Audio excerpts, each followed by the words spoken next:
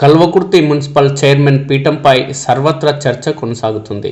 ఆ ఇద్దరి పీడ పోవాలని ప్రజలు ఆకాంక్షించుకోవడం జరుగుతుంది. అందుకోసమే ఓటు వేస్తామని బాహాటంగా ప్రజలంతా చర్చించుకోవడం జరుగుతుంది. కాంగ్రెస్ పార్టీ సీనియర్ నేతల్లో కలవరం. కాంగ్రెస్ సీనియర్ నేతలకు ఇప్పటికీ దక్కని మార్కెట్ చైర్మన్ పీఠం. మున్సిపల్ ఎన్నికల్లో సైతం అదే జరుగుతుందనే టాక్. దీంతో ముందస్తు జాగ్రత్తతో వ్యూహాత్మకంగా వ్యవహరించాలనే చర్చ కొనసాగుతుంది. ముందస్తుగా మేల్కొనకుంటే ఎన్నికలకు ముందు పార్టీలో చేరినోళ్ళు మున్సిపల్ చైర్మన్ పదవి ఎగరేసుకుపోవడం ఖాయమనే చర్చ నడుస్తుంది.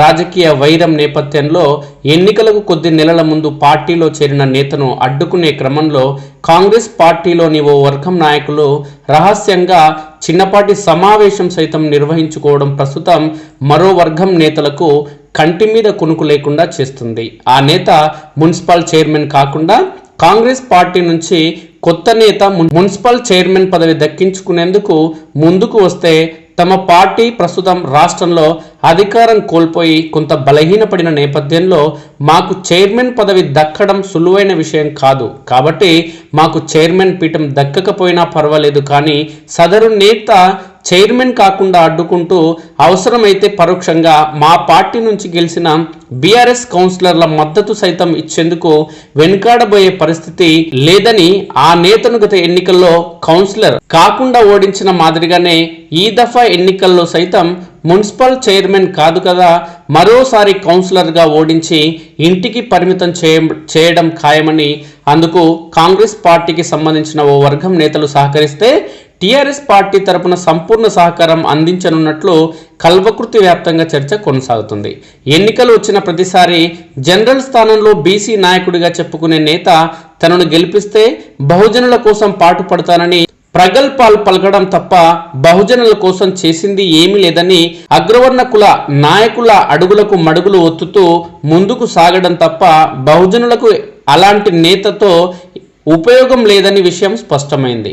ఈ క్రమంలోనే గత ఎన్నికల సమయంలో సదరు నేత పగటి కలలు కంటూ మున్సిపల్ కౌన్సిలర్గా విజయం సాధించడంతో పాటు గత ఎన్నికల సమయంలోనే చైర్మన్ పీఠాన్ని అధిరోహించడం ఖాయమనే ఆలోచనలో ఉన్నారు. అయితే ఎన్నికల ప్రచారంలో ప్రచార వ్యూహంలో నమ్ముకున్న సన్నిహితుల తప్పుడు సూచనలు సలహాలతో నిండా మునిగే వరకు కళ్ళు తెరవని పరిస్థితి ఆ నేతది. మరోసారి ఆ నమ్ముకున్న సన్నిహితులతో పాటు కాంగ్రెస్ పార్టీలోని ఓ వర్గం నేతల ఆగ్రహానికి బలవక తప్పదని చర్చ జోరుగా కల్వకుర్తి మున్సిపాలిటీ వ్యాప్తంగా కొనసాగుతుంది.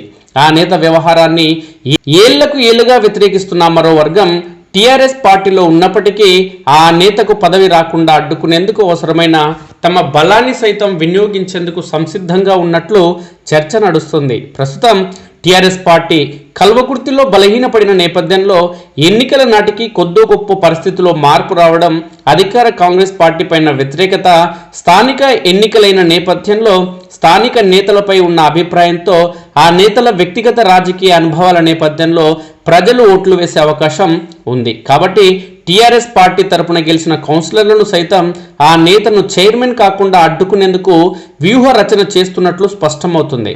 మరోవైపు బీజేపీ పార్టీకి సైతం గత ఎన్నికల మాదిరి కాకుండా ఈ దఫా ఎన్నికల్లో కౌన్సిలర్ స్థానాలు పెరిగే అవకాశం స్పష్టంగా కనిపిస్తుంది. దీనికి ప్రధాన కారణం గత ఎన్నికల నాటి వరకు బీజేపీ తరపున పోటీ చేసిన నేతలు ఎవరు డబ్బులు ప్రామాణికంగా రాజకీయం చేయలేదు. కానీ వచ్చే ఎన్నికల్లో చైర్మన్ అభ్యర్థిగా బరిలో నిలిచే నేత కౌన్సిలర్ల గెలుపు కోసం భారీగా డబ్బులు వెచ్చించేందుకు ముందుకు వచ్చే పరిస్థితి కనిపిస్తుంది.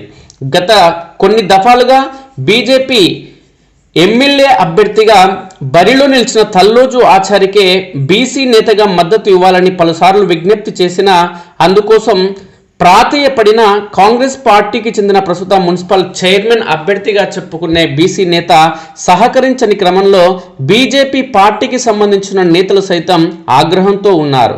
ఆ నేత చైర్మన్ పీఠంపై కూర్చోకుండా అడ్డుకునేందుకు తాము సైతం అనే కోణంలో ముందడుగు వేస్తున్నారు. ఈ పరిణామాలన్నింటినీ చూస్తుంటే సొంత పార్టీలో గ్రూపు తగాదాలు, పార్టీలో సీనియర్ నేతల ఆగ్రహం, దశాబ్దాలుగా పార్టీ కోసం పనిచేస్తున్న తమకు మున్సిపల్ చైర్మన్ కాకుండా ఇతర పార్టీల నుంచి వచ్చిన నేతలకు చైర్మన్ పీఠం ఇవ్వడం ఏంటని ఆగ్రహం ఒకవైపు, మరోవైపు ప్రతిపక్ష టీఆర్ఎస్ బీజేపీ పార్టీల నుంచి వ్యక్తిగత రాజకీయ కక్షల నేపథ్యంలో సదరు నేతకు మున్సిపల్ చైర్మన్ పీఠం ఎండబావిగానే మిగిలడం ఖాయమని స్పష్టమవుతుంది. కల్వకుర్తి మున్సిపాలిటీలో టీఆర్ఎస్ పార్టీకి చెందిన నేతలు ఖాదీ బోర్డు స్థలాన్ని ఆక్రమించడం, మరోవైపు వెంచర్ల నిర్మాణంలో అవినీతి అక్రమాలు కొనసాగించడం, 99 సర్వే నెంబర్లో అక్రమంగా భూ కబ్జాలు చేసి కోట్లాది రూపాయల విలువ చేసే భూమిని అప్పనంగా ప్రైవేట్ వ్యక్తులకు అప్పగిస్తూ ఓటు బ్యాంకు రాజకీయం చేస్తున్న క్రమంలో వారిని నిలువరించకుండా బయటికి మాత్రం టీఆర్ఎస్ పార్టీకి చెందిన నేతలు అవినీతి అక్రమాలు చేస్తున్నారని ప్రచారం చేయడం తప్ప వాటిని అడ్డుకునే ప్రయత్నం చేయడం లేదు. దీనికి ప్రధాన కారణం ప్రతిపక్ష టీఆర్ఎస్ పార్టీకి చెందిన నేతలకు సంబంధించిన కార్యకర్తలు అక్రమాలకు పాల్పడడంతో పాటు ప్రస్తుతం అధికారంలో ఉన్న కాంగ్రెస్ పార్టీకి సంబంధించిన నేతల అనుచరులు సైతం అక్రమాలకు పాల్పడడమే ప్రధాన కారణం. దీంతో మీ తప్పులు మేము బయటికి తీయం, మా తప్పులు మీరు బయటికి తీయొద్దు అనే కోణంలో వ్యవహరిస్తున్న క్రమంలో ఈ విషయాలన్నింటినీ గమనిస్తున్న కల్వకుర్తి మున్సిపల్ ప్రాంతానికి సంబంధించిన ప్రజలందరూ ఈ ఇరువురు నేతలు తప్ప కల్వకుర్తి పీఠంపై కొత్తవారు ఎవరు వచ్చినా పర్వాలేదు అనే కోణంలో ఆలోచించడం జరుగుతుంది. అందుకు అనుగుణంగానే తాము ఓటు వేసేందుకు సంసిద్ధులం అవుతున్నామని పేర్కొంటున్నారు. స్థానిక మున్సిపల్ ఎన్నికల నేపథ్యంలో పార్టీలకు ప్రాధాన్యం ఇవ్వకుండా, అవినీతి అక్రమాలు లేకుండా కుటుంబ రాజకీయాలు, వారసత్వ రాజకీయాలు చేయని నేతలకు మాత్రమే ఓటు వేసి గెలిపిస్తామని, కుల రాజకీయాలు, వారసత్వ రాజకీయాలను అంతం చేయడంలో భాగంగా అలాంటి నేతలకు బుద్ధి చెప్పడమే కాకుండా నూతన నేత మాత్రమే కల్వకుర్తి మున్సిపల్ చైర్మన్ కావాలని కోరుకుంటున్నట్లు ఈ ప్రాంత ప్రజలు పేర్కొంటున్నారు.